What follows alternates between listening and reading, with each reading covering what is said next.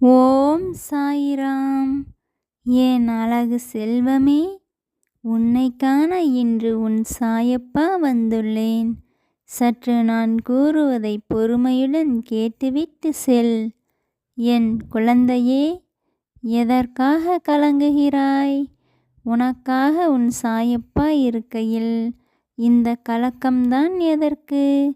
உனக்கு எது வேண்டுமோ நீ தாராளமாக என்னிடம் கேட்கலாம். அதை சரியான நேரத்தில் உன்னிடம் கொண்டு வந்து சேர்ப்பது உன் சாயப்பாவின் கடமை. உனக்காக எது எழுதப்பட்டிருக்கின்றதோ அது நிச்சயம் உனக்கு கிடைக்கும்.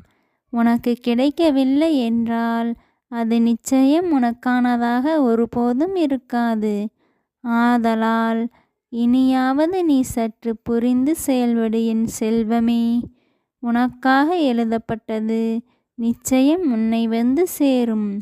இது உன் சாயப்பாவின் உண்மையான சொற்கள். ஜெய் சாயிராம்.